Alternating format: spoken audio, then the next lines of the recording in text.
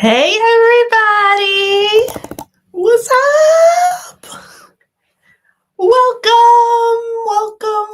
Hey, oof, feedback. Welcome to the next show will be better. It's the Hicksondiaries live stream, best night of the week. I'm your host Mandy, and we have a great show tonight. We're going to do tons of things about honoring VE Day, celebrating the victory of Europe in Europe of World War II, acknowledging all the sacrifices, and of course commemorating a monumental moment in history. It's the 80th anniversary, so very important. As you guys know, we are very veteran-oriented and supporting the troops-oriented on this channel, so of course that's what we're going to do today. And naturally, we're going to have all your questions, comments, concerns, and queries that we will answer, or at least, well, I probably won't answer them because I probably won't know what the hell is going on. But we'll definitely get you an answer as we go. And of course, anything else that you guys want to talk about as we go as well. So if you could please hit that like button for us before you forget. Share the stream with anyone that you think might be having trouble or might like it, might want to join us. And of course, send in all of your super chats and comments as we go. I said that already, but we're going to do it again. And join in however you feel comfortable, because I know there's some people that have reached out to me behind the scenes and they said, oh, I feel bad because I listen and I don't really participate in the live show. But it's okay. We appreciate you listening. We appreciate you watching the replay later. We appreciate you leaving a comment in the later after hours, or even a week or a year later. No problem. However you choose to participate, whatever makes you feel comfortable, it helps us make this show better than the last one. So that's really all that matters. I'm a little hyper because I was really tired. So I've had some coffee. So we'll see how this is going to go. I'll probably be up all night now. Yeah. So, all right. So let's see who's here. Because as you guys know, the show only gets better because of you. Yes, I'm clever. I'm kind of smug about that line. I feel good about it. Falco's here. What's up, Falco? Diane is here. Disco's here, of course. Manny's here. What's up, Manny? I hope you guys are all doing well. Oh, everybody's doing good. Good. Oh my gosh, Manny, I'm totally with you. What the hell? So is summer over? We had like 3 days of hot weather. Summer's over. I was told it's supposed to get warmer next week, so fingers crossed, because I can't do this. I have the freaking heat on in my office again. Ugh. Anyway, I'm with you, Manny. Cool air has to go. That breeze has been really chilly the last few days in Southeast here. I don't know where you guys, I know some of you guys are not even in UK, but I know some of you are further north and stuff, but that breeze has been shivery. I had to break out my winter coat again. It was ridiculous. Roy Cousins, what's up? Thank you for being here. Hi, everybody. Hello, everybody. Lorena from the US. What's up? Oh, everybody's doing so good. Oh, good. So Manny has confirmed that the warm weather is going to be returning in a couple days. So, whew. Thank God. Thank you so much for the super chat, Disco. Lovely and appreciated. Thank you. At least VE Day will be dry on Thursday. So that's a really good lead-in. Thank you, Manny. Side bit, I got in touch with Piper and she got her prize from our birthday stream that she won. However, Mick MacArthur did not. He still has not emailed me. So if you see him come into the chat, make sure you get on him about that, okay? Because I got to get his email so I can send him his gift card. And for those of you who don't know, we now have a website because we're awesome. And you guys help me out so much to get there. If you have a chance, go visit Hicksondiaries.com. It's still a work in progress. I'm rearranging some things behind the scene. There's some stuff coming, some good stuff. I'm not going to talk about it until it's actually ready to go. But I'm working on some stuff behind the scenes. But there's some merch up there. There's links to the Royal British Legion, explaining our partnership, and also links to help you guys donate, or if you need to get help for someone that you know or yourself, there's direct links for that as well. There's a blog that comes out every Monday. Although I think this week it might have come out Tuesday because I took Monday off. But it's right now we're in the middle of 32 quirks about British people. So it's going to be a new one every week for the next 12 weeks or 30 weeks. That's why it's 30. Anyway, I think we're on number like 3 or 4. So if you sign up for a newsletter, which is free, then you'll get a notification every time that comes out, and which is every Monday. And then you'll also get our newsletter, which is once a month. I'm not going to spam you and send you tons and tons of stuff, but the newsletter will have, upcoming events, so you'll know about stuff that's happening with the channel or with the website well before everybody else, plus some other stuff that's coming down the pike that's exclusive for people who are on the email list. So the email list and the website is really just in case anything happens to YouTube, or Google shuts me down, or Trump finds out that I'm living here and making money in the US and wants to like completely cut me off or whatever. Anything like that. This way we still have a way to keep this stuff going, and we still have, a way to keep in touch, and we know what's going on. So, and we can still raise money for the RBL, and we can figure out, tidbits from there. So yeah, if you could check it out, that'd be great. Thanks. Not right now though. Only like in an hour and a half, something like that.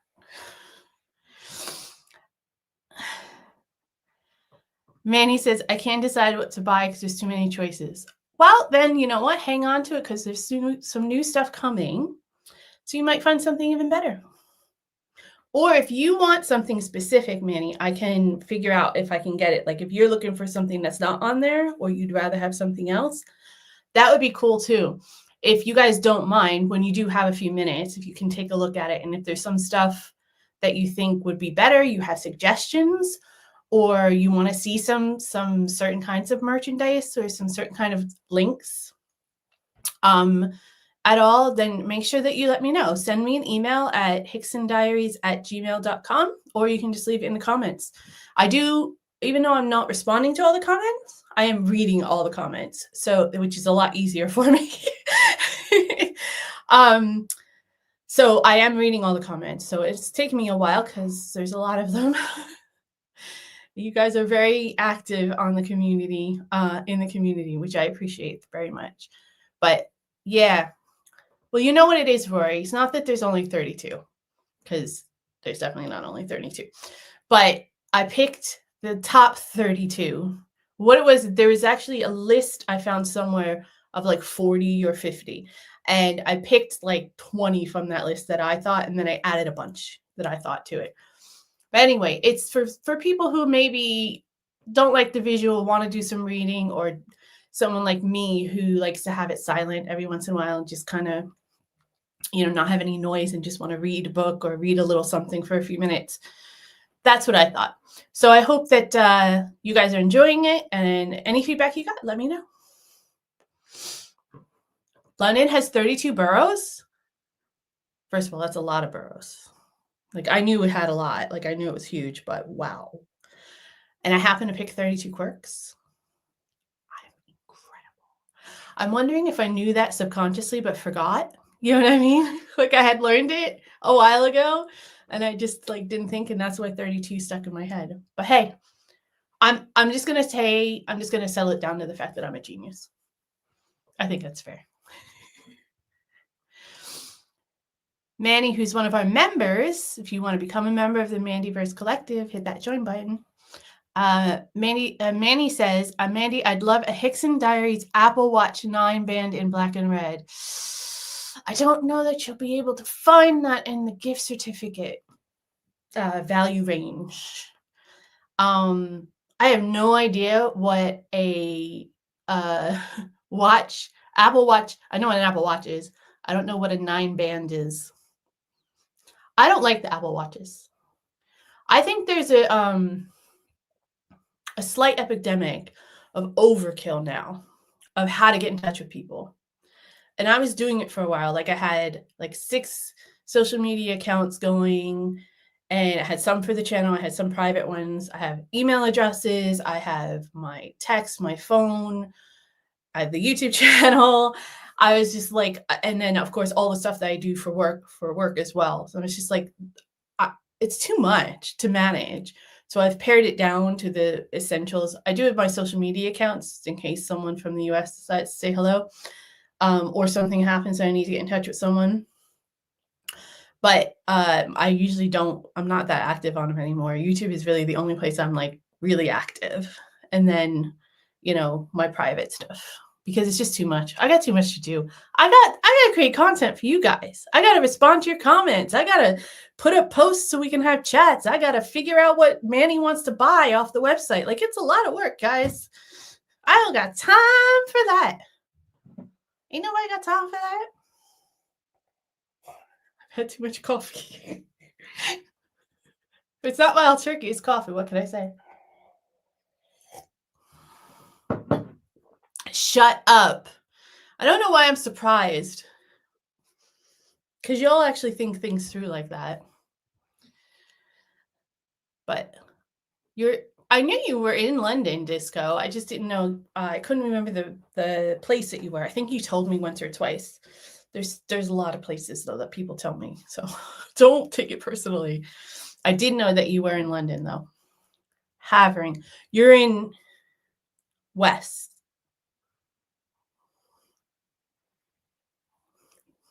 Yeah, West is that side, right? Yeah, I'm right. West. You're in the West End, I believe. Like, not the West End. You're in like the west side of London. I believe that's what you said. Unless I'm confusing you. Now I'm second guessing myself. Confidence. That's where you are. I'll have to write to Father Christmas for a Hicksondiaries Apple Watch baby now. You can, but I don't talk to Father Christmas. I talk to Santa Claus. So I don't know if that will even help you. Oh, dude, you're in the Northeast. I was way off. Someone else I know lives in the west part of London. My bad. My apologies. Oh, Diane, thank you so much for the super chat. I appreciate it. It's very generous of you to help us out a little bit. I appreciate we will take any way that we can help. If you guys can't afford to give any, money, I totally understand. But those likes, those comments, is engaging with the posts and the polls, and joining the live chat and watching all your videos, rewatching all your favorite videos, all that stuff. All that stuff helps. So anything you can do helps. Okay, so we're going to get into some of the SPE Day celebration stuff. I haven't watched any of it so that I could react to it and have a conversation with you guys authentically. But I did have a little bit of a gripe first.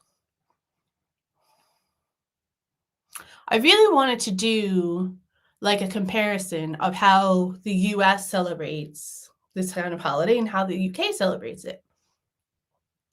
I literally couldn't find any footage of anybody celebrating it in the US, minus a couple like random articles, but nothing where like they showed the president doing anything, nothing where they showed soldiers doing anything.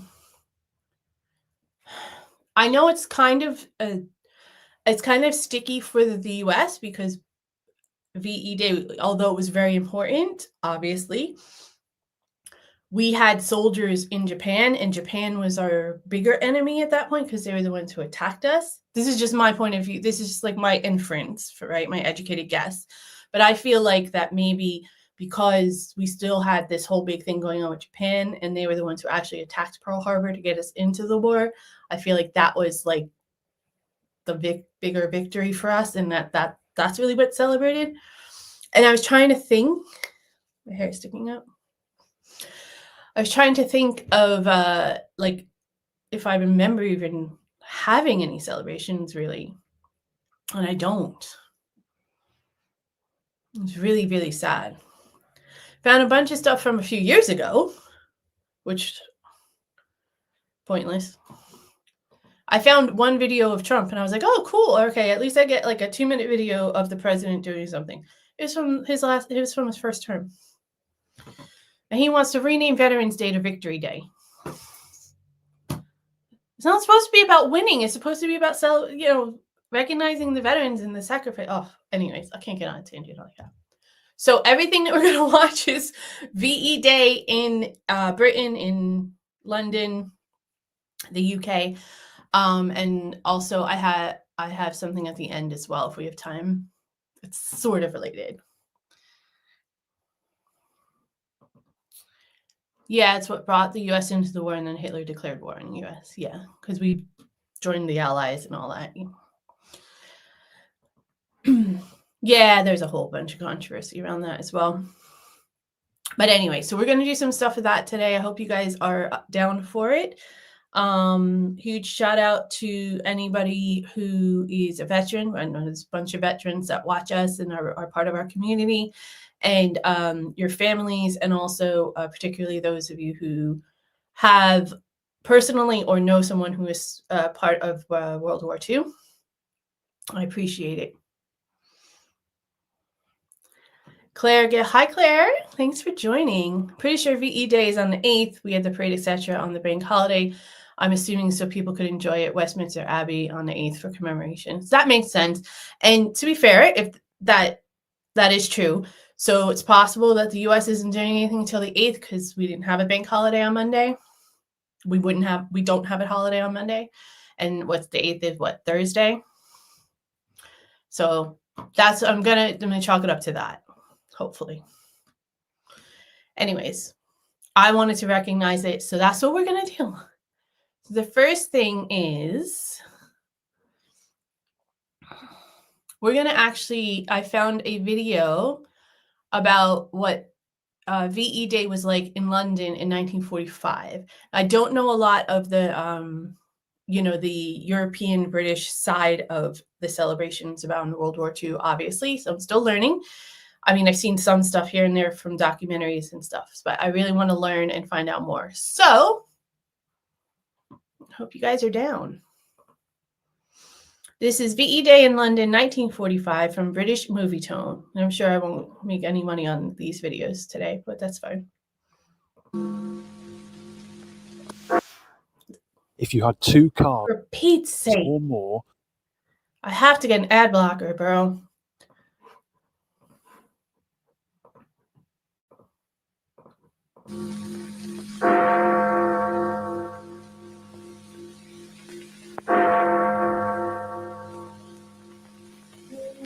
Yesterday morning at 2:41 a.m. at General Eisenhower's headquarters, General Jodl, the representative of the German High Command, and of Grand Admiral Dönitz, the designated head of the German state, signed the act of unconditional surrender of all German land, sea, and air forces in Europe to the Allied Expeditionary Forces and simultaneously to the Soviet High Command. Okay. I literally got chills as he was talking. Like, I've heard his speech, from the beginning of the Allied invasion, and I know that kind of well because that's much more just prevalent. I've not heard him speak this at all, like talk about this at all, and that was kind of chilling. I'm not gonna lie, like good chills though. Like you can feel it. You feel the gravity. I wasn't expecting that.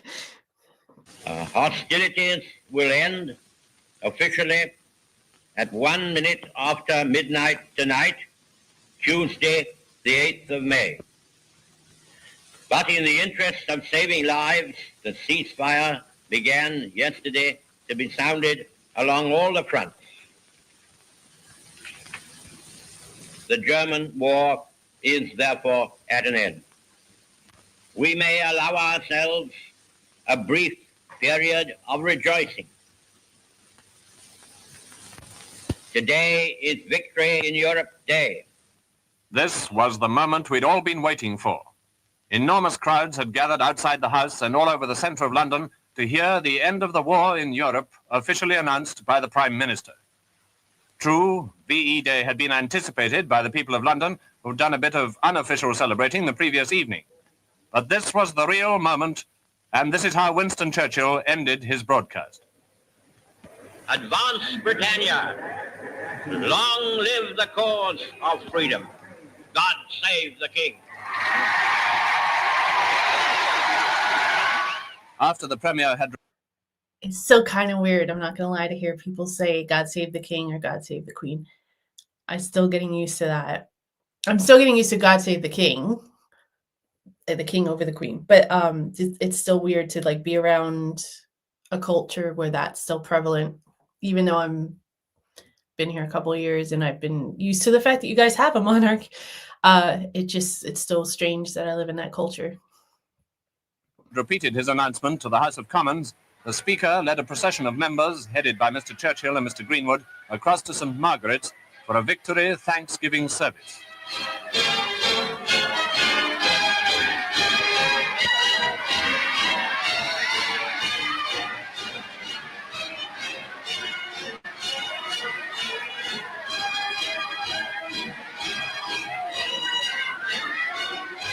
Meanwhile, of course, Londoners had begun their non-stop 2-day celebration. The end of the German war.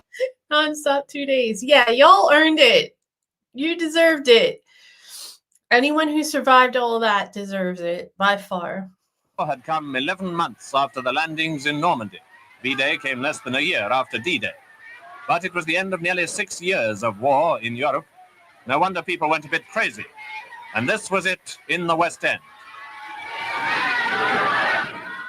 All over the capital, as indeed in towns and cities throughout the country, it was the same story. This was it in Lambeth Walk.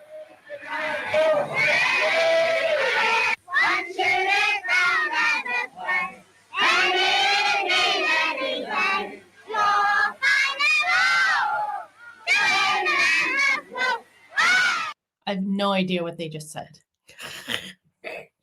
Could not understand what they were saying at all. Ouch. You can almost bet when the Lambeth people are about, there'll only be one winner. That's the Lambeth people will fight anybody in the United Kingdom or outside the United Kingdom. What do you think? Almost right up to the end, London and southern England had been under fire. London certainly had as much right as anywhere to celebrate victory, and London certainly did.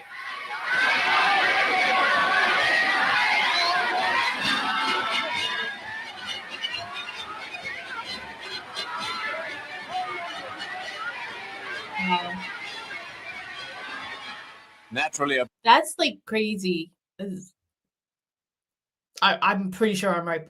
I'm like 99.9% right. That's the palace, right? That's Buckingham Palace. So just think about, like, as an American, to be in like Times Square when this happened. Like, that was the big area, right, where a lot of the soldiers were gathered, either to go to fight or coming home, and everybody just filled Times Square basically.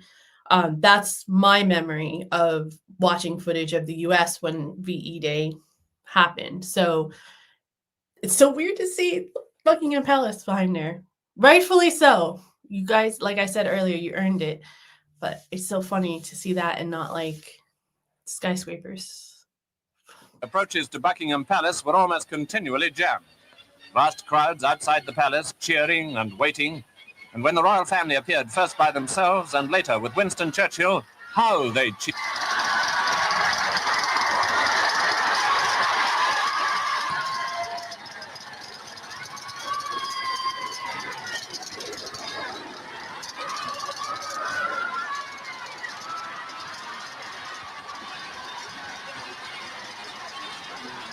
Wow.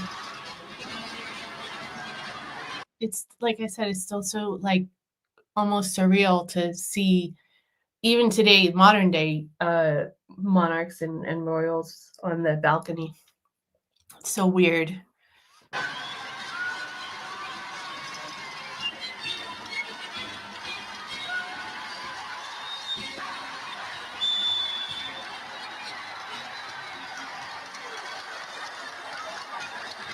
How young she is!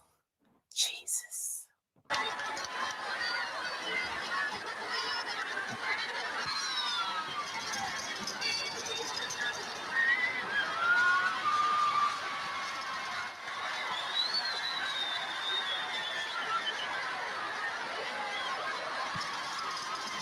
It's a very weird wave, though. It almost like it comes off a little like they're brushing you off. Maybe that's just my Americanism. I'll take it. It probably is.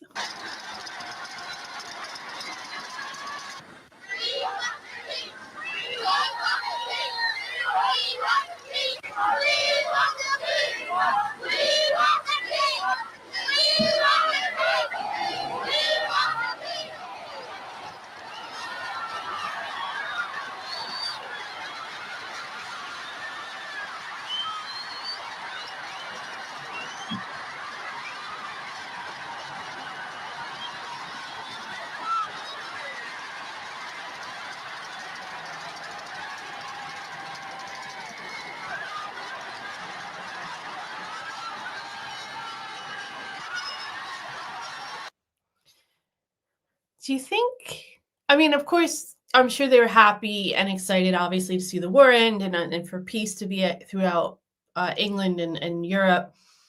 But do you think they really understood the gravity of the moment and how it would reshape the future? Probably not.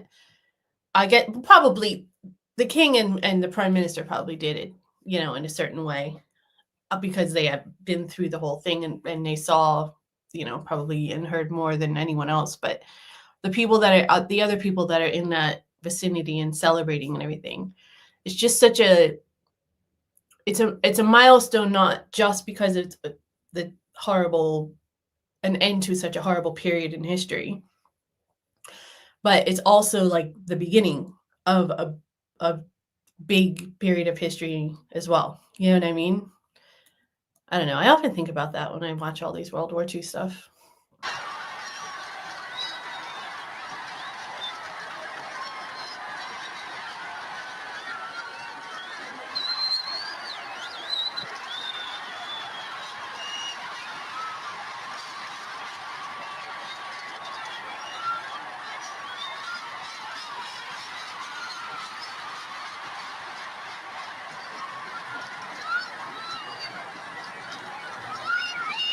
All day long and through most of the night, London's millions kept it up. The real lights of London were not yet on, but that wasn't going to stop the celebration for a second. Everyone realized perfectly well that although the German war was over, the Japanese war was not. But for 48 hours... But at the end of the day, y'all are British. So you're not going to let a little thing like light stop you. If you guys want to party and drink and have a blast, you're going to do it. No matter what's happening around you. At least. 'Tis the British way. Rejoicing was off the ration.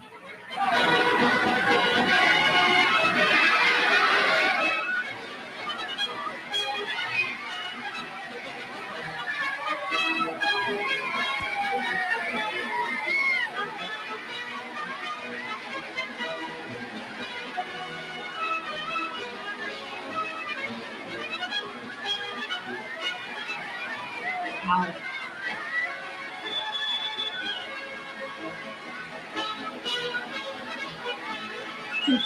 I can feel the excitement and the electricity like through the video. So funny. I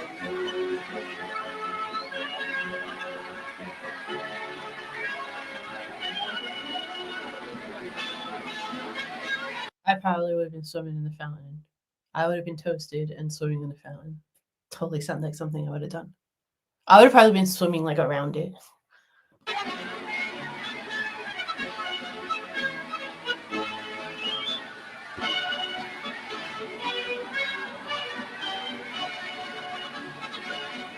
Let me guess. you're thinking about going to therapy. And No, I probably should. All through the day, the king and queen had answered call after call, so it was again at night. Thousands upon thousands went to the palace, for this is a way we have in Great Britain. The family and the head of the family rejoice together. It was at 9 o'clock on VE Day that the king had broadcast his message to the people of Britain, the British Empire, and the Commonwealth of Nations. Today, we give thanks to God for a great deliverance. Speaking from our empire's oldest capital city, war battered, but never for one moment daunted or dismayed, Germany, the enemy who drove all Europe into war, has been finally overcome. In the Far East, we have yet to deal with the Japanese, a determined and cruel foe. The Queen and Yeah, I feel really bad because I can tell he's struggling. And it's such an important moment. He probably is like all nervous and adrenaline too. But wow, I've never seen footage of him giving a speech live. I know of the ordeals which you have endured throughout the Commonwealth and Empire. We are proud to have shared some of them with you. And we know also that we shall all face the future together. In the hour of danger, we humbly committed our cause into the hand of God. And he has been our strength and shield. And let us thank him for his mercies. And in this hour of victory, commit ourselves and our new task to the guidance of the same strong hand. Wow. Okay. Definitely got chills with Winston Churchill and the King giving their speeches. I've never seen...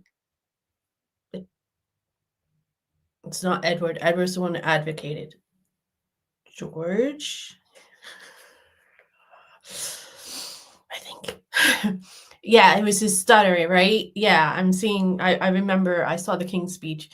And I remember he was having trouble. But like I've never seen him give it live. I've heard it a little bit, but that's it. So I've never seen it. And I never saw that speech live. That was really powerful. Just the crowds and the excitement, you could just feel it. You could just feel it all in the air. That was really cool. I'm glad I watched that. I was debating on whether or not to start with that. I'm glad I did because it was really good. I really enjoyed it.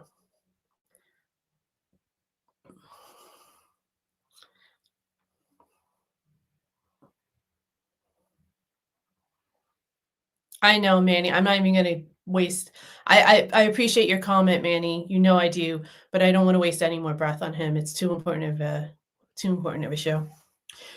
Disco is one of our members. Says when the two princesses had the night out with the rest of the people. Yeah, they snuck out of the palace, right? Yeah, I remember that. They hung out with some American troops as well, I believe. Thank you, Manny, for the super chat. I appreciate the generosity. Hello, Sosa. Thank you for being here, but I don't know what you're saying. But I appreciate you being here, and I appreciate your comment.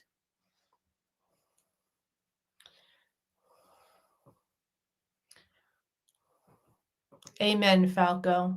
Never in the field of human conflict has so much been owed by so many to so few. I agree. I love that line. It's fantastic. I know he was kind of a dick, Churchill, but You can't deny that he was the right man for the job for that moment.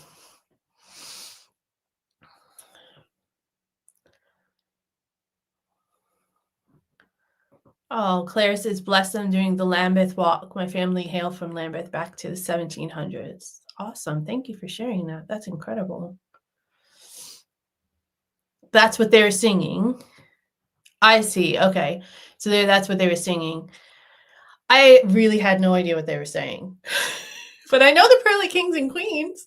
I had not heard the Lambeth Walk, though, so. Claire says, it's bloody song is in my head now. So Disco says that a little later the princesses were on the town, and there's a film called The Princess's Night Out. Oh, I'll have to watch that. I haven't seen that. I will put that on my list. Thank you, Disco.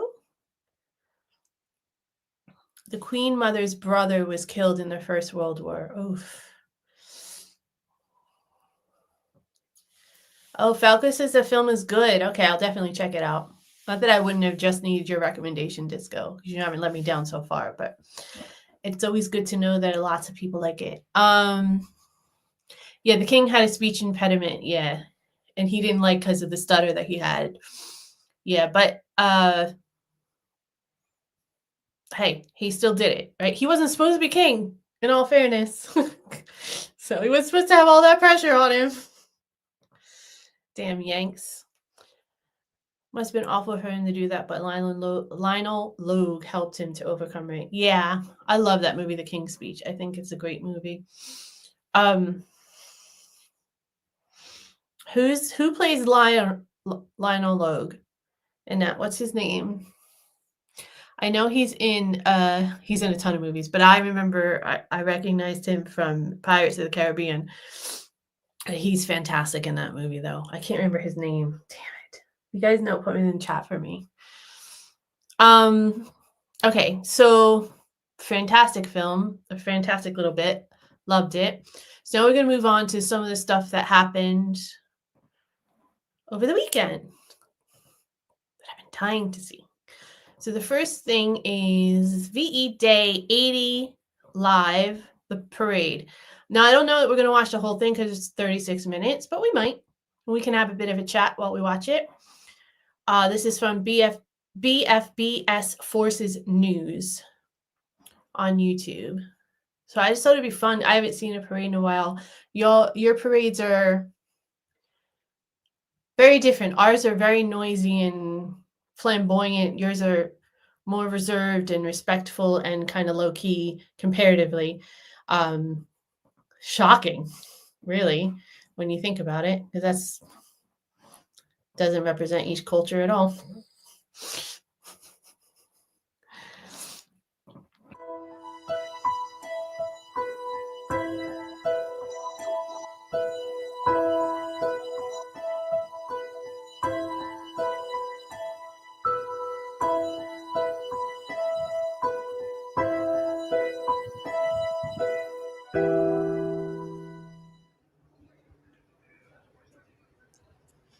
Good afternoon and welcome to live coverage of the military procession marking the 80th anniversary of VE Day. I'm James Walton and I'm currently situated at Canada Gate, just in front of Buckingham Palace. And crucially, just... Okay, I know those glasses are like trendy now and everything, but they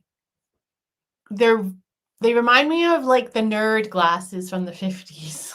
Like, I guess they're what did they call them? What were the glasses that the NHS issued?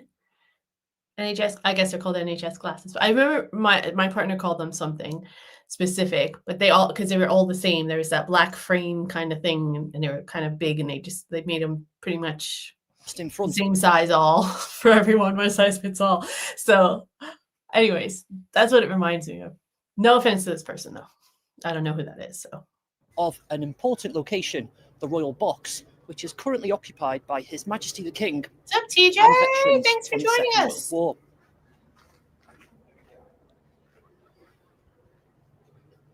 Now, of the... Why doesn't every home in the UK have brand new solar panels? All right, I have to just create. It's not about weather, sunlight, or For the course of the next 40 or so minutes, we're going to witness a military procession moving through the streets of Westminster to this location. And when it gets here, it will give a salute to His Majesty the King and the veterans. Buddy who are in Holly that royal specs, box. 100, TJ. Good call.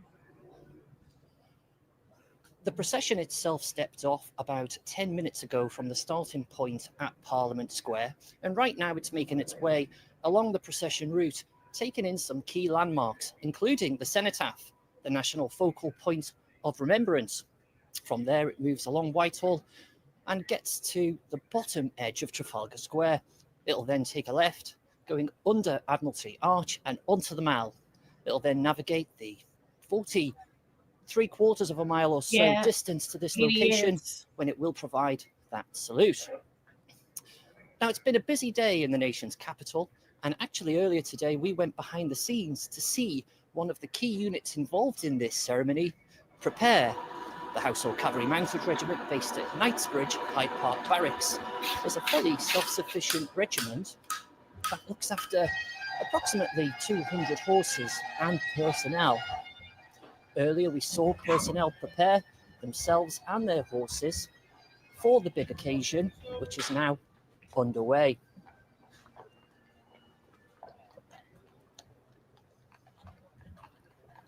What an honor it must be. I mean, I'm sure to work anywhere near the Royals or in this type of setting is an honor. It always reminds me of, but what an honor to be part of this specific parade and this specific celebration. I always remember my partner said this about my father, because parades were really important to him, getting dressed in the uniform and doing the salutes to the monuments and marching in the parade. That was his thing. And my partner had said that, I made the comment once, and I'll never forget it, that my father was like 2 inches taller every time he put that uniform on, just because he was so proud of having served and so proud of the people that were with him, doing whatever the commemorative or celebrating was. And it just, especially on in a celebration like this, it's so important, not just to the world, but obviously specifically to the UK. Things start early at the Household Cavalry Mounted Regiment most days, but today Reveille was about half past 5. Personnel were in the stables at 6. They then went out and exercised their horses. And then over the course of an hour... Horses have been here. ...hour or so, they got their kit on, prepared the horses, mounted, and departed Hyde Park Barracks.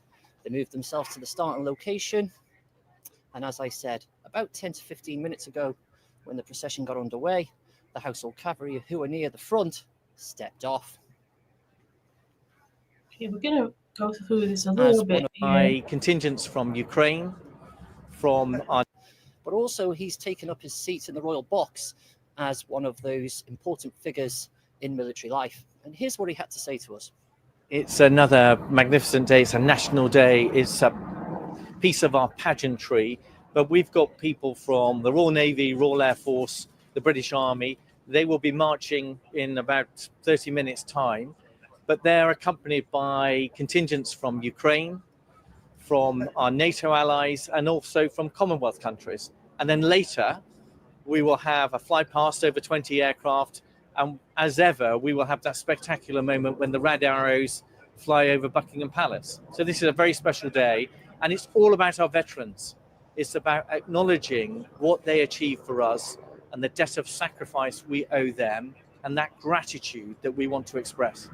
You mentioned there the inclusion of Ukrainian troops, Ukrainian soldiers. Just tell me how significant that is, and how much of a statement is that we're including our Ukrainian allies and friends in something as big and as significant as today? Well, I think it's poignant. It's a poignant day. It's a poignant day because we're going to be hearing from veterans. For some of them, this will be the last time that they give us their reflections, their stories. And it's a poignant moment for us to acknowledge the freedom that we enjoy and how we have to protect that and nurture it. And it's poignant, especially with Ukraine, because they're having to defend and fight for their freedom. And that's what they represent here today. I couldn't agree with him more, first of all. In every aspect of freedom that we need to fight for, it's getting too widespread that too many people have power that want to take those freedoms away. But I'm reading your chats, guys. What's the blues and the royals? I believe you're probably talking about uniforms or regiments, but could you be more specific for me? And could you tell me what was wrong with that, Falco? What the BBC? So Falco says the BBC called the Royal Air Force King's Color Squadron as the RAF marching team wrong in so many ways. I really want to know what the right thing is supposed to be, so I know, if you don't mind. Thank you. There is a strange irony, isn't there, about the fact that we're here celebrating the moment peace befell Europe 80 years ago, and yet there are soldiers participating in this parade who are currently at war in Europe. Yes, and that's why we should enjoy and commemorate our freedom. We should acknowledge those that fought for our freedom and the way that the nation came together. But we also have to acknowledge that there are threats out there, that there are aggressors, that a country in Europe called Ukraine has had an illegal invasion by Russia, and they're fighting today to maintain the sovereignty of their country and to maintain their freedom. And this precious ideal called freedom, it's something that you have to protect, you have to nurture, and occasionally nations have to fight to protect it.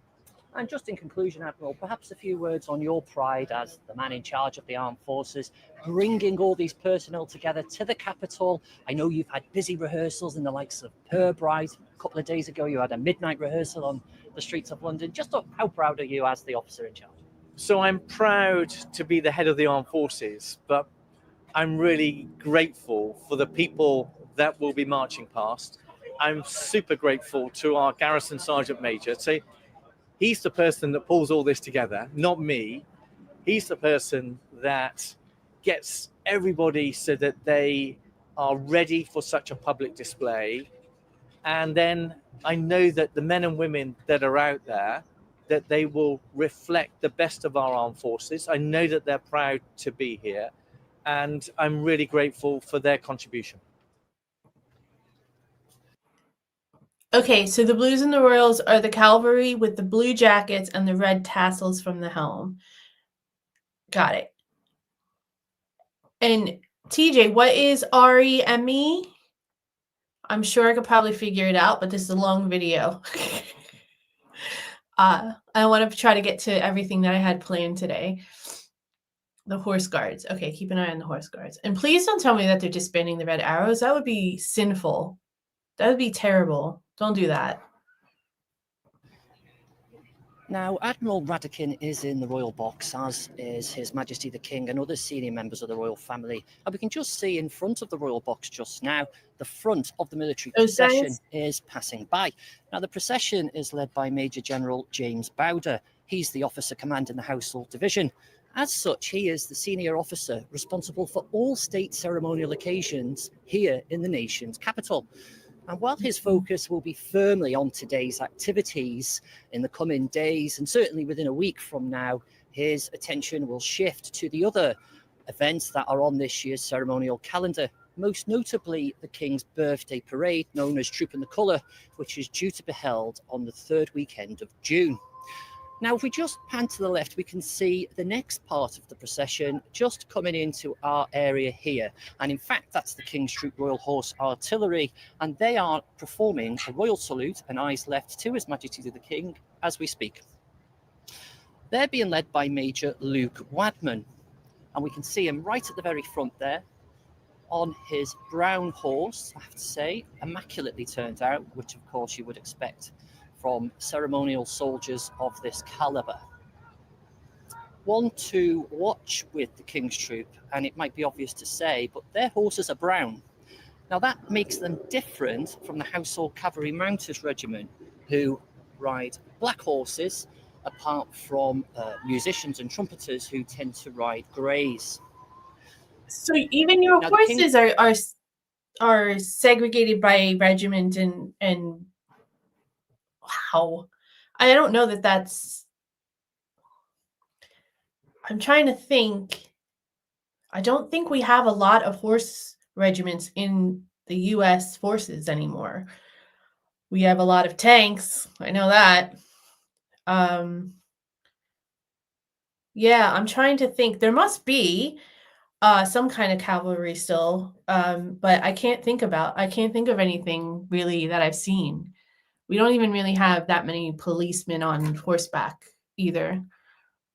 That I never thought about it, but now that it's been brought to my attention, like it's been said out loud, I'm like, oh yeah, I remember, like I do remember seeing like groups of brown, groups of black and everything. So that makes sense. Wow, I never put it together though. King's Troop carry with them the 13-pounder World War I guns, which you can see there being pulled along by 13 those pounds. Jesus. That's heavy to be pulling them around. Damn. horses.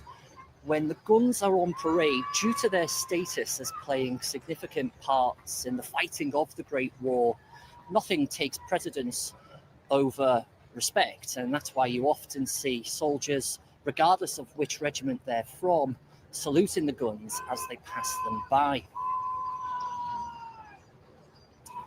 The King's Troops made up of 180 personnel. They're based at Woolwich in south-east London, and within the King's Troop there are about 120 horses. The unit was given the name the King's Troop in 1947 by the current King's grandfather, King George VI. He liked the cut of their jib so much that he decided to rename them King's Troop in his honour, in terms of its name, and they've maintained that name for the 8 decades since, including through the reign of Her late Majesty Queen Elizabeth II, when one might have assumed they changed their names to the Queen's Troop. They didn't. They are the King's Troop. They've always been the King's Troop since 1947, and they play a vital role on state ceremonial occasions here in the nation's capital. Now, in a little while's time, we'll see the arch rivals, and I say that in a friendly sense, of the King's Troop, and that is the Household Cavalry Mounted Regiment, who are the other horse regiment in the British Army. I should just tell you now that I am a former member of the Household Cavalry Mounted Regiment, but I promise I won't let that bias creep into this commentary. The Household Cavalry Mounted Regiment, as I mentioned just a little earlier, are based at Hyde Park Barracks in Knightsbridge.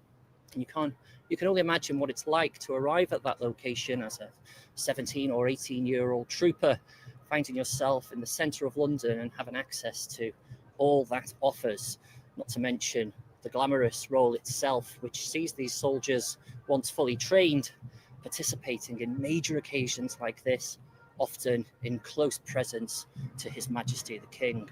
Wow. It's so awesome. Hey everybody, it's Tony Robbins and Dean Graziosi. I have a question for you. If you had to make a choice between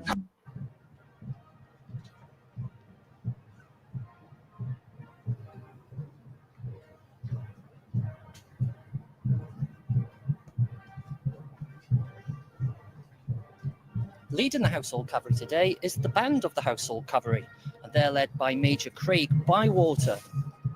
These days, the band of the Household Cavalry is mixed, made up of both lifeguards and Blues and Royals. Now, prior to around about 2014, that wasn't the case. The Blues and Royals maintained its band, the lifeguards maintained its, and they were each stationed at Knightsbridge and Windsor, where the Household Cavalry Training Wing is also based, and they would alternate. But like I say, in 2014, those bands were merged, and we can see them just now coming in to shot, wearing their unmissable state coats and the jockey caps, which are blue. They're currently giving an eyes left to the royal box, specifically His Majesty the King. and they look absolutely splendid. Wow, those poor guys with the with the big brass and trying to control the horses and stuff, and the big drums and trying to control the horses. I mean, I know obviously they're trained and they're well skilled in that and everything, but it's a lot.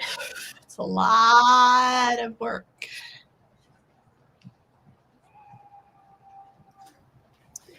Now, I can give you a bit of a who's who's in that royal box, accompanying His Majesty the King. Immediately sat next to the King is Joy True. She is a former member of the Women's Auxiliary Air Force, and sat next to the Queen is Jack Mortimer, a D-Day veteran who's 101 years old. Wow.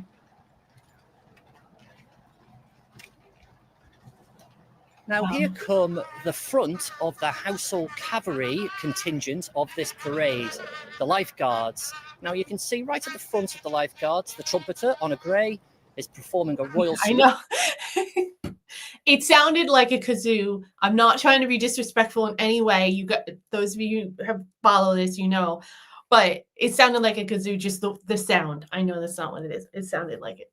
Sorry. Salute. And immediately behind him, the Squadron Corporal Major of the Lifeguards, a chap called Wes. I used to serve with him and I know him well, a Fijian guy. He's brought the standard down and is carrying it whilst providing that eyes left. The soldiers are carrying their swords and looking to the left, apart from the front left-hand man who maintains his view forward.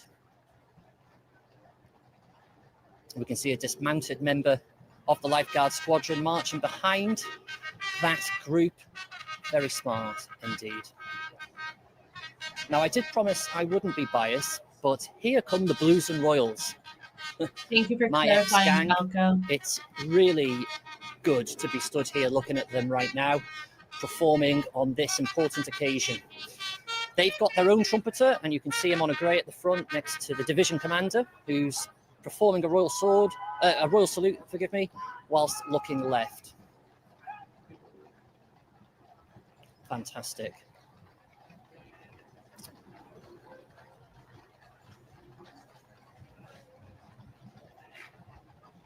It's just a sound.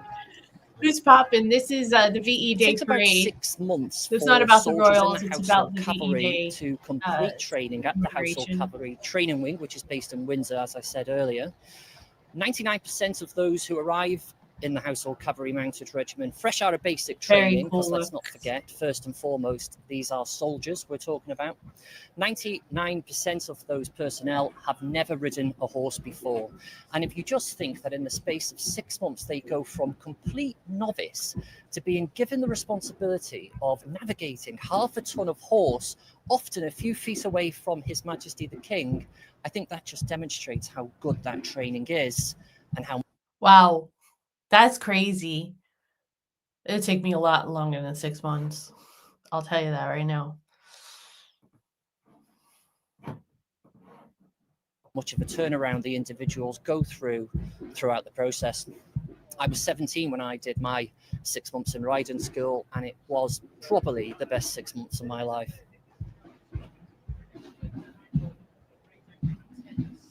I got you. Who's popping?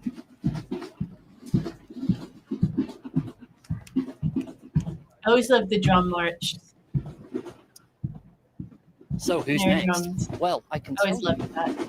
The band of His Majesty's Royal Marines Portsmouth. Unmistakable with their white helmets. They arrive here on foot behind the two parts of this escort on horse.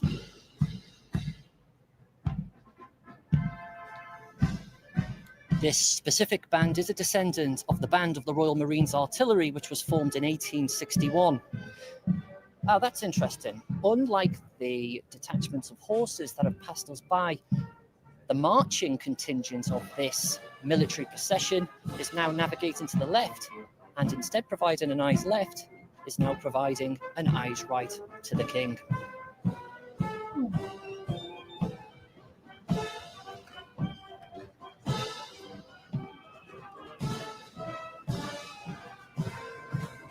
I don't know if that's interesting, but okay. Noted. They're followed by a tri-service Guard of Honour, and that's comprised of personnel from the Royal Navy, the British Army, and Royal Air Force. And as we look at these fascinating pictures, we can see guardsmen in their bearskins, we can see aviators, we can just start to see members of the British Army coming into shot in a couple of minutes too. It's worth noting that His Majesty is on his feet, returning the salute to each specific part of this procession as it passes by the Royal Box. I agree with you, who's popping. It is rightfully so. Awaiting the next part to arrive. Thank you for letting us know, Claire.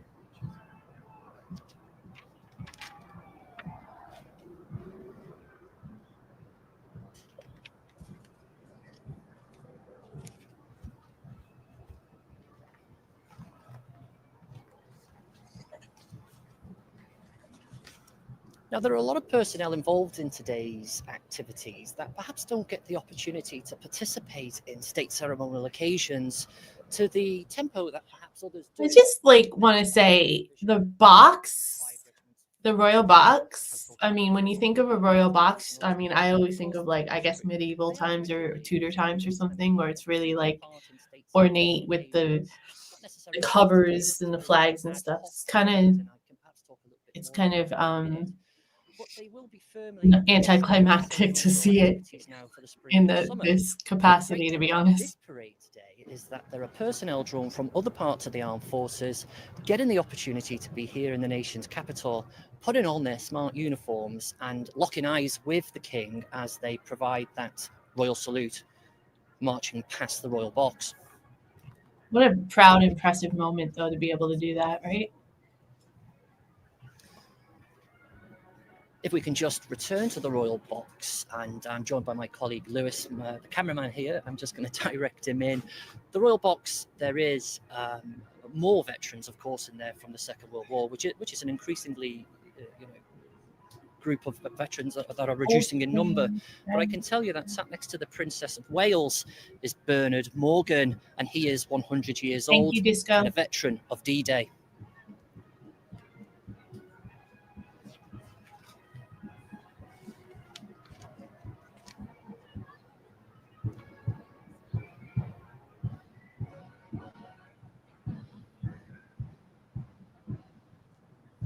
A simple thumb trick discovered by NASA scientists could be the key to reversing memory decline. Here's how it works.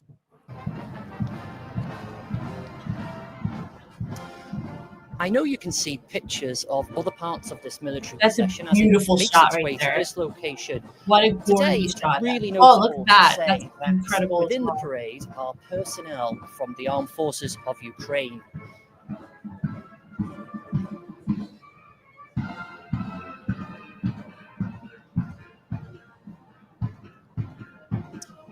You'd have heard from our interview with the Chief of the Defence Staff earlier on that there is a strange irony to the fact that while we're here today, marking 80 years since peace befell Europe, there are people participating on the parade who are right now fighting war in Europe.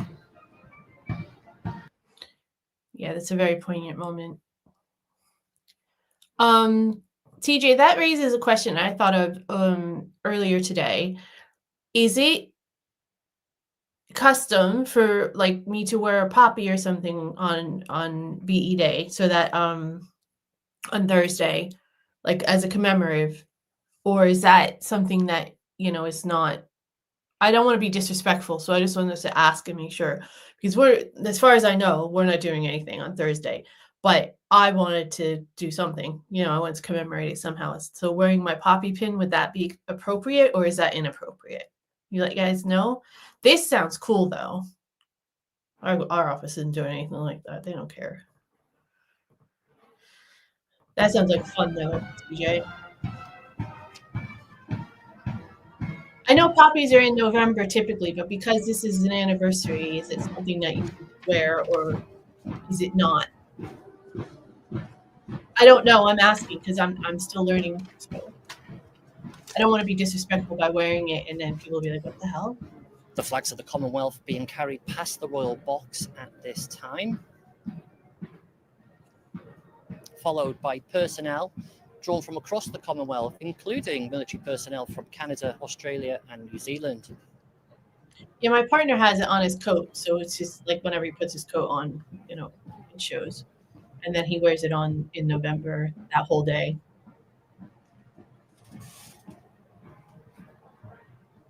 Yeah, the flags are cool because, you know, we have the one flag, so it's The majority of a those sea of flags from the American Commonwealth are flags today being carried by personnel everywhere from all the 16 time. regiments. But that was Royal cool to Corps of see Signals, to see all the flags. I agree with you, Goose Poppin'.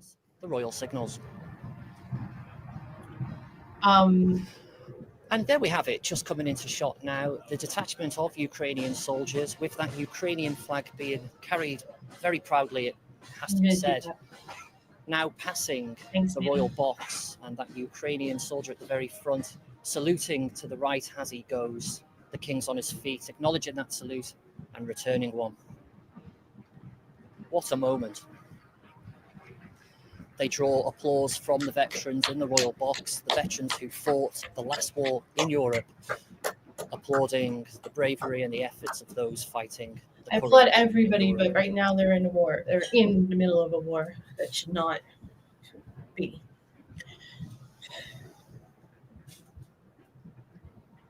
Now, it's worth saying, if we could just pan over to Buckingham Palace, as the troops are passing by this place where the king is currently sat, they're making their way around the Queen Victoria Monument, which is a big monument in front of Buckingham Palace, known as the birthday cake to those in ceremonial circles. The personnel are starting to form up on the forecourt of Buckingham Palace, where I'm sure they're going to stay, awaiting His Majesty the King and Queen's return to the palace later.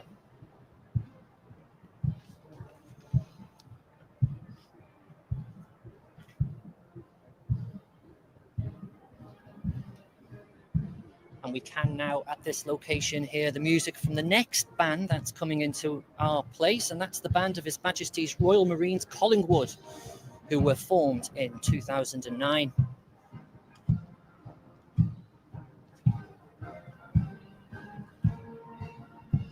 Keen observers of military pageantry will likely know the band participated in both the funeral of the late Queen and the coronation of her successor, King Charles III. Hi, Iron Smasher, and thank you for the comment. I appreciate that. Like other musicians in the armed forces, in times of conflict, these personnel can be deployed to assist in the delivery of medical support.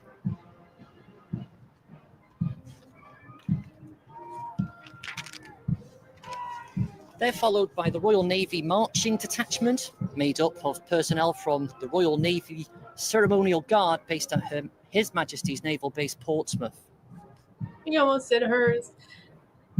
Around 30 of those individuals are Royal Marine personnel from the Commando Training Centre in Livingstone.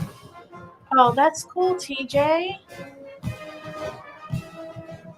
That's really cool. Livingstone was opened during the Second World War and saw 800 new Marines passing out of the facility every month by the end of 1941.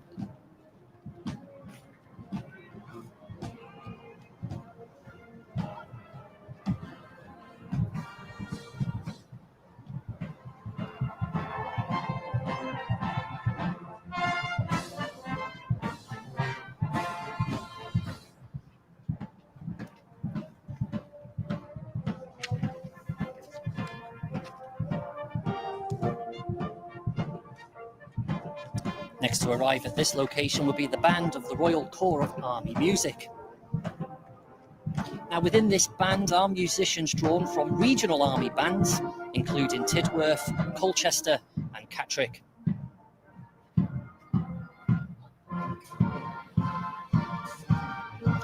The band is led by Major Peter Bryden, Director of Music of British Army Band Tidworth.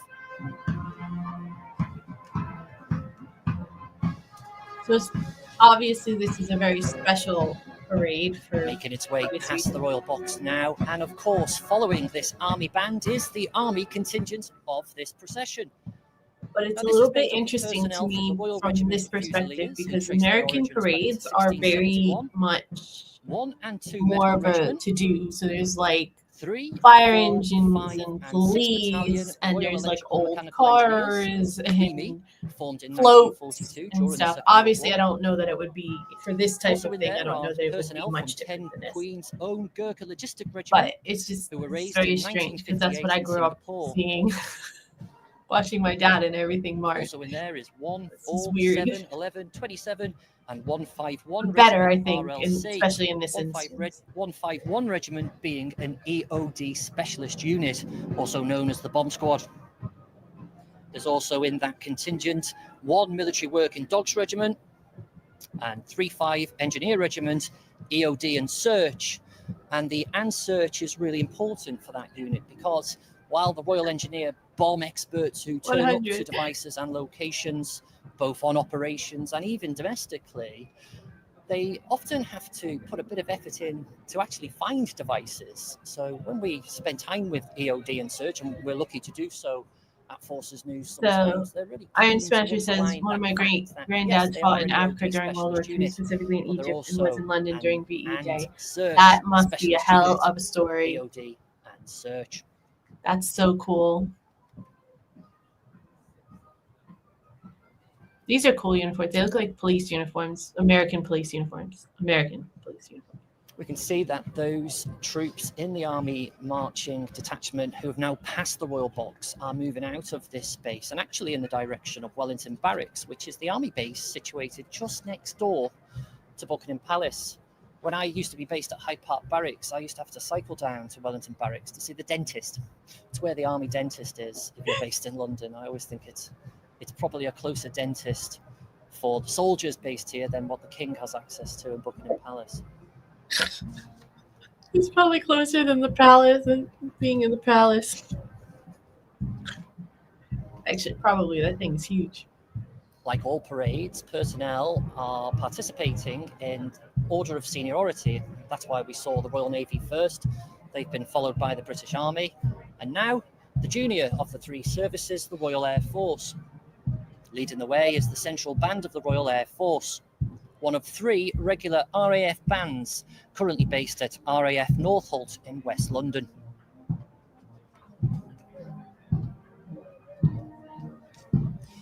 Imagine entering your name and a few details, and all of a sudden, all you had between.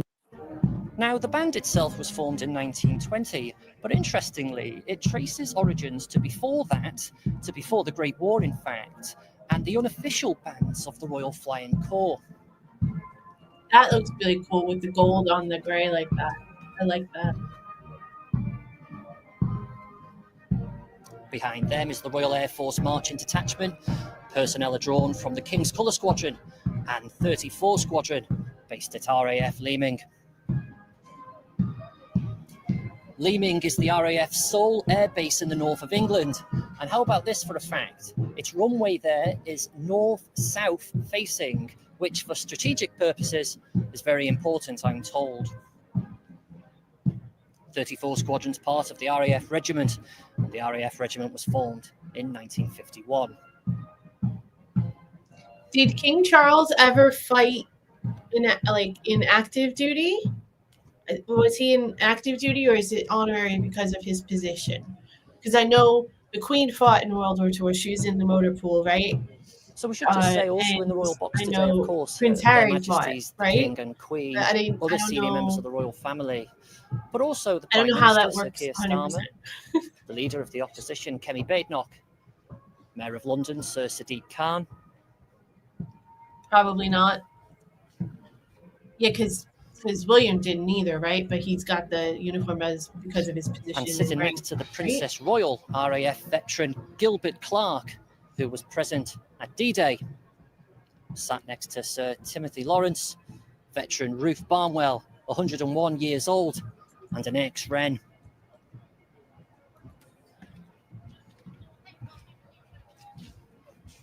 Oh, that's Anne, right? Badass Anne. Not likely. You're not gonna kidnap my ass. Yeah, I remember he was on active duty, and he wasn't part of the and soon to arrive at this location and you can probably hear them, the massed Afghanistan, pipes and they and had drums. to, like, there was a security risk, so they had to take them out. Something like, I remember hearing something like that.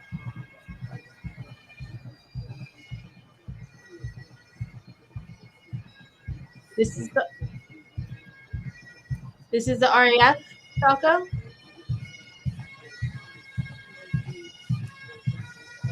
Something incredibly stirring about hearing the pipes Yeah, you're right. approaching. I think you're right. I agree with you. Now, too, this mass pipes from and what I drums hear. are comprised of musicians from the Scots Guards Pipes and Drums and the Irish Guards Drums and Pipes. They're also joined by Royal Air Force Pipes and Drums. I just want to emphasise what I just said there. The Scots Guards have the pipes and drums. The Irish Guards put more precedence on the drums and are therefore the drums and pipes.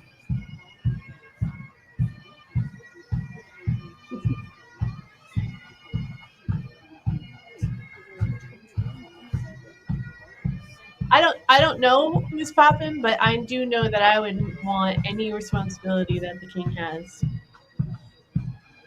I'm good. I'll be a commoner. I have enough to work. I have enough problems worrying about myself. They are followed by the Field Aid Nursing Yeomanry, the Uniformed Civilian Services.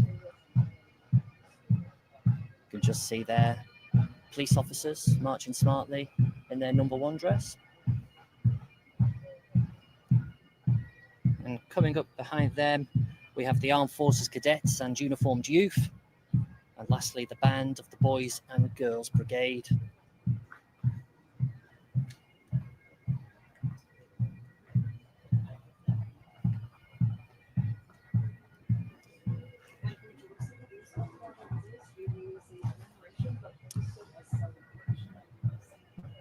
Now, from a military perspective, that concludes the active participation of military personnel on this parade. But let's just take a couple more moments to soak up a bit of the atmosphere and the sights and sounds of the area around this royal box.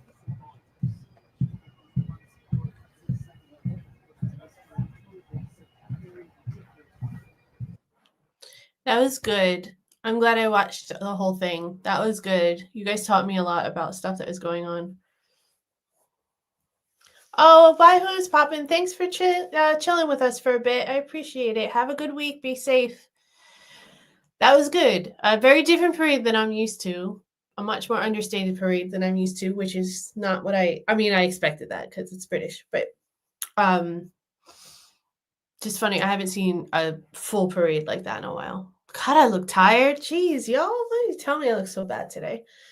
Anyways, we're gonna do the VE Day fly pass next because I really want to see that. And we're just gonna jump right in.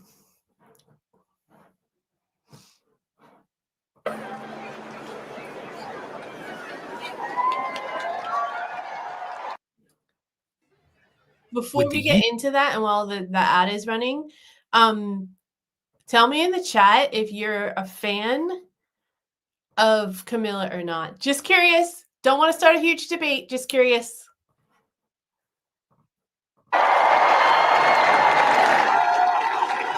Maybe if you just curious. I know it's a big deal in America. And I know there's some very strong opinions in Camilla. Just curious.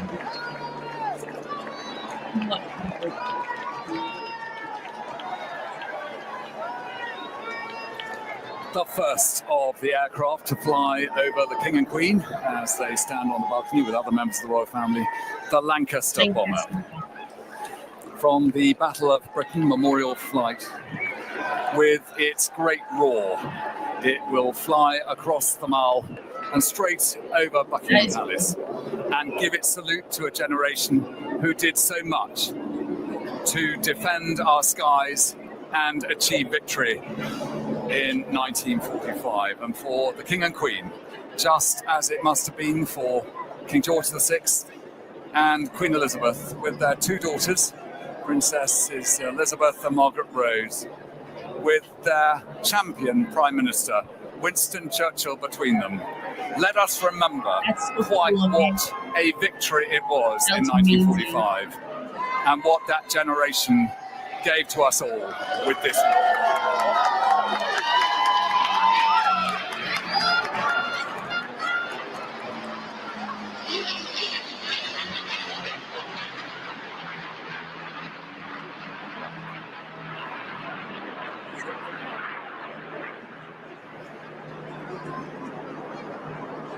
It's really cool though.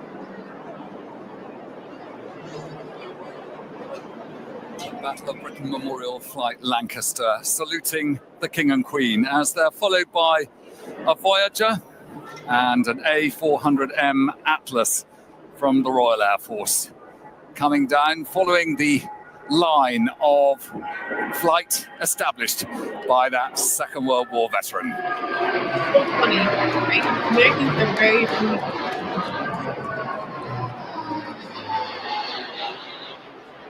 overall, not hate, no hate, so that's good. They curl away and lift out of the London Heathrow flight path in order to return and safely head back to base. Following on, the C-17 Globemaster, that great workhorse of the sky, which today does so much to support the armed forces on operations. It too salutes VE Day 80.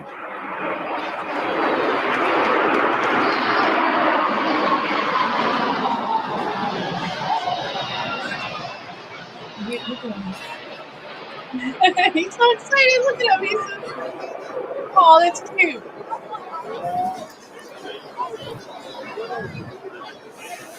Each of them a great roar across this gathered crowd of celebrants in front of Buckingham Palace as the King and Queen and the royal family look on.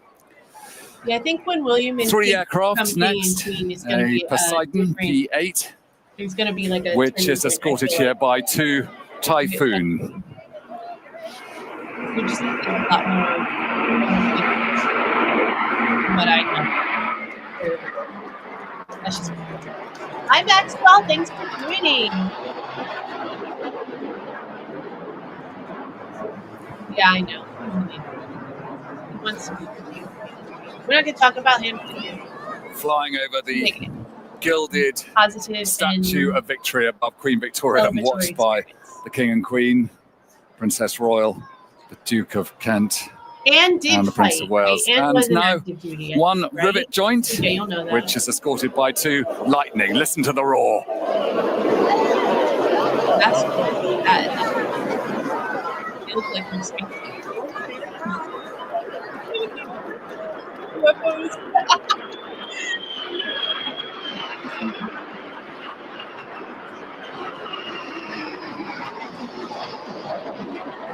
Oh, and didn't fight? Okay.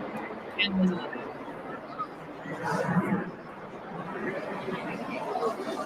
And the after roar of those engines as they turn. But now, as we reflect upon the parade today, here they come. The greatest salute the Royal Air Force can give as 4 Lightnings with the 9 Hawk of the Royal Air Force aerobatic team, the Red Arrows, in red, white and blue.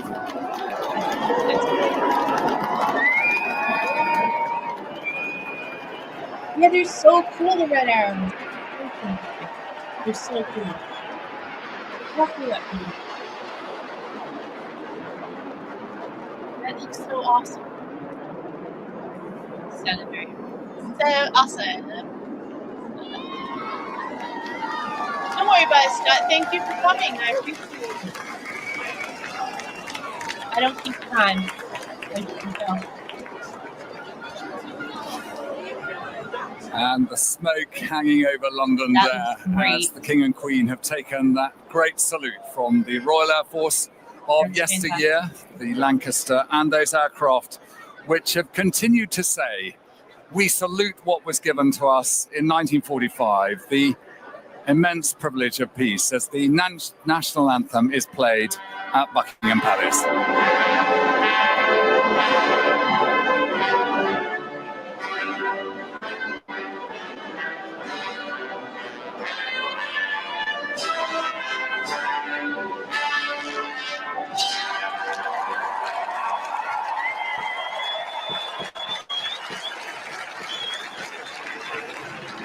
Well, I don't know about you watching at home, but I have got goosebumps. It is always incredibly special to see these flypasts, and that one did not disappoint. Alistair, you talked us through it expertly. Thank you so much for that. Your thoughts on what we've just seen? Well, the King and Queen stepping away now from the balcony, and I'm reminded again of King George VI and Queen Elizabeth coming out not once but about 8 times. First of all with Churchill and the princesses, and then again and again themselves. All the royal family leaving too after witnessing this. In today's terms, what they have done is reflect the value of peace for 80 years, the cost of it, the recognition that it needs to be protected. And we watch the armed forces of today and the youth organizations of today marching down the Mall as a way of saluting and recognizing that you can never stop protecting peace. Agreed. It's a good way to end that. You can never stop it. I mean, peace is something that you should always protect, and freedom is something you should always protect at all costs, in my opinion. There's no point in what's the point? All of that sacrifice, all of that heartache, all of that pain and suffering and everything, you can't just forget about it and just decide you're not going to be free or you're not going to protect peace. It's silly. So many people forget, though, and I know in America there's a lot of people that are disconnected, particularly from World War II, which is, in my opinion, such a huge turning point, as I was saying earlier in the stream, of just humanity. And, the modern world, obviously the modern world, but also just, the kind of world we wanted to be after that. And we've definitely lost our way a bit in some areas. So, Americans are just so disconnected. And I really, really wish they would be a little bit more apt to learn a little bit more and overall feel a little more like, brethren. Because it could happen again, unfortunately. So that's what it was supposed to do, was supposed to end all of that. But anyways, I don't want to be on a sad note. I really, really don't.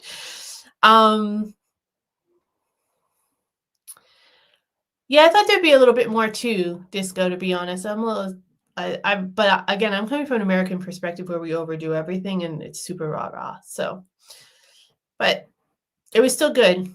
I love seeing the red arrows. They're so cool for some reason. That's like my thing. Anne only fought in the Olympics. I knew she was in the Olympics. And in her car, from the kidnapping, I remember talking about that with you, TJ. She's badass, though. I do like. The more I learn about her, the more I like her. She was kind of like Harry. She had the leeway to be a little bit more eccentric, right, and a little bit more caution to the wind kind of person. Anyway, that's our stream for today.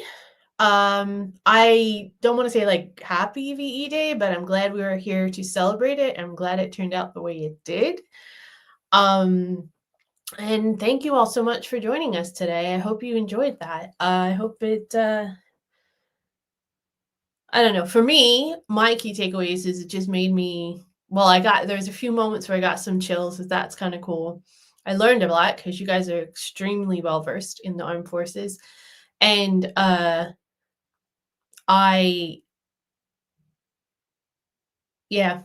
it just brings up a lot of stuff that's happening in today's world, right? But we celebrate the victory and live to fight another day tomorrow. That's all we can do, right? So thank you all for being here. If you guys have any suggestions on things you want to do on the stream or anything like that, as I mentioned earlier, email us at hicksondiaries@gmail.com or leave me a comment below. Don't forget, hit that like button on your way out. And subscribe and consider becoming a member of the Mandyverse Collective for more exclusive content and also to help British veterans and their families throughout the UK as we do make a donation to the Royal British Legion And £1 of your membership fee goes directly to the Royal British Legion as well. A huge heartfelt thank you to all of those who've fought and have served and have worn a uniform.